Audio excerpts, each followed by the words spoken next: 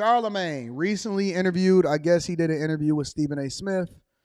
And Charlamagne kind of been cold lately, in my opinion. Ain't nobody really been ain't no really you have no idea of my anonymous knowledge. But I don't like to glorify that. I don't like to highlight that because that's not the thing that I'm trying to emphasize is good. But we'll get there. We'll get there. Charlamagne did an interview. I guess somebody sent me this clip where he was saying that he still believes in Kamala Harris. I'm not really sure what this is, so I'm gonna go ahead and play this, and then we'll see what happens. You can look at it from at sports, right? I can love my Dallas Cowboys, right, but if Dak Prescott ain't producing, and there might be somebody else that can go out there and win us some games, right, I want that person. I'm not sure that's the strongest argument that you can make on this particular day because you started off the show talking about how we gonna win the Super Bowl next year. So I'm just saying, Charlamagne. I don't know if this is not the time. This is not the subject to buffer your point. We'll take Dak out of it. Then. I'm just saying if you got a stronger player, right. If there's a potential stronger player that can win, put them on. Did you see a stronger player in the Democratic Party?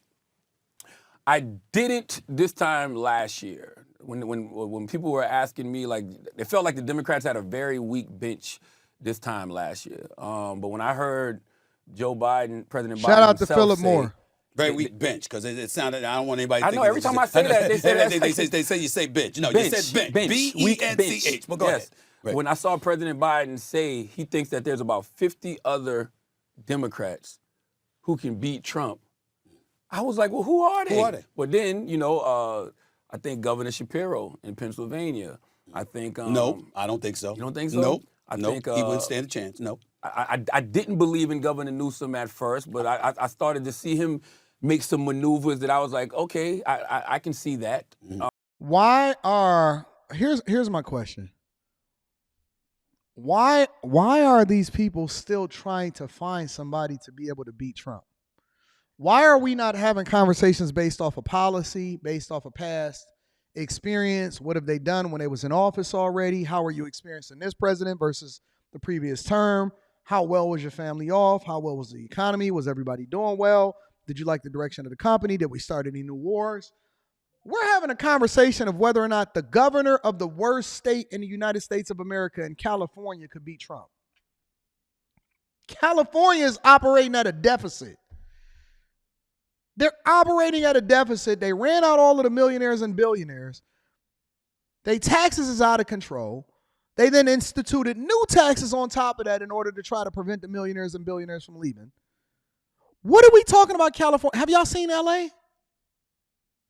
Have y'all seen Los Angeles? Have y'all seen San Francisco? Have y'all seen Oakland? Have y'all seen Sacramento? Have y'all seen San Diego? Have y'all walked past the poop that's in San Francisco? Have y'all seen the homelessness crisis? What planet are these people living on?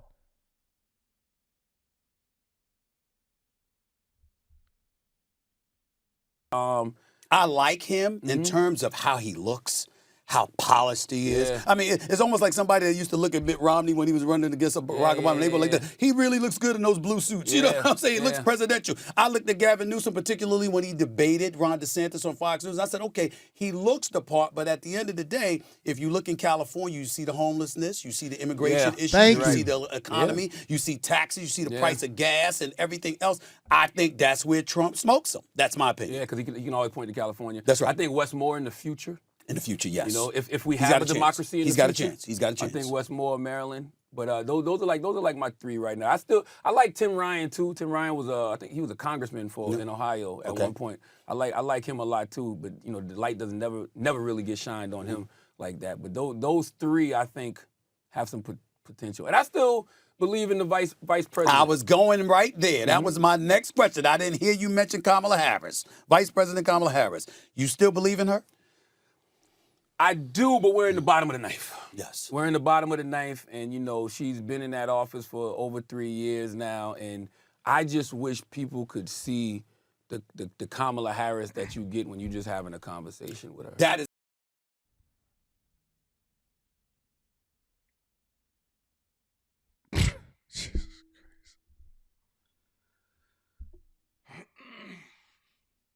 You talking about the borders are Kamala Harris?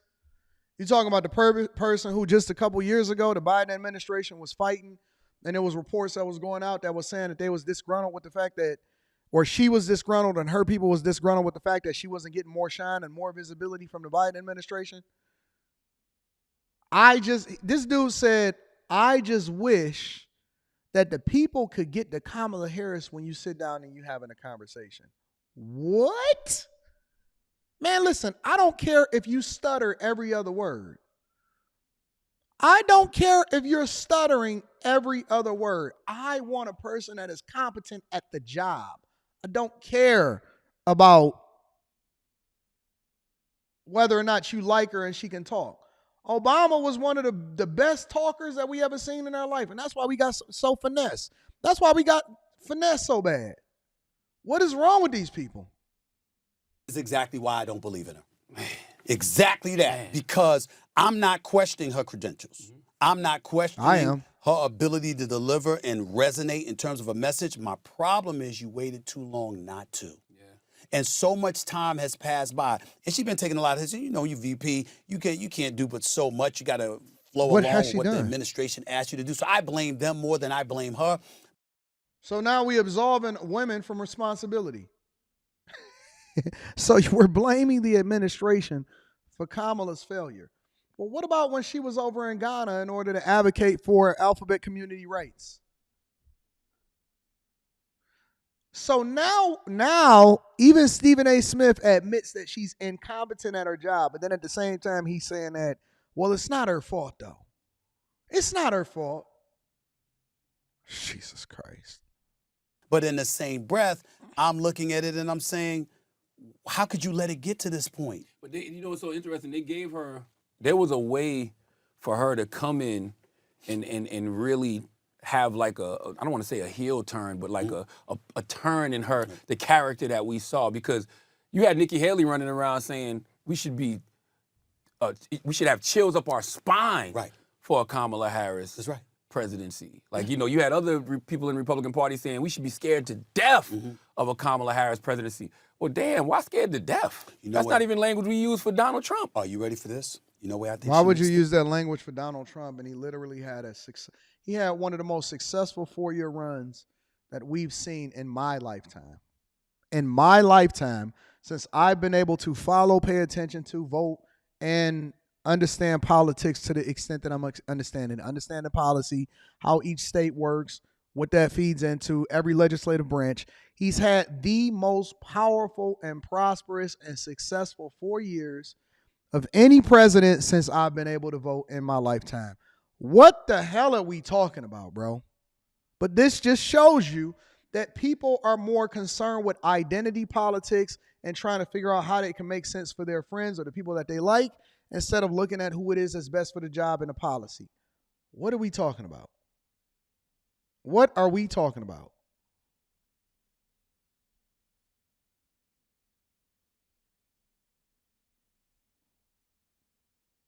Did he just try to throw Trump under the bus? Unwarranted? You know what's so funny about all of these liberals and people like Charlamagne? If you ask them, what is it that you didn't like about his presidency? And I've asked so many people, even the stuff that he wasn't able to successfully get done because he was blocked, including reassuring what's happening at the border, putting resources at the border, the very thing that he predicted that we now are complaining about today. If you ask them, hey, what is it that you didn't like about what he did from a policy perspective, or how he managed the presidency in the White House when he was in office? What is it that you didn't like? They cannot give you one answer. Not one time they'll say, well, I just don't like the way he talked, or I don't like this, or I don't like that, or whatever. They will not point to anything that they did not like about him when he was in office, but then they still talk greasy like it was crazy.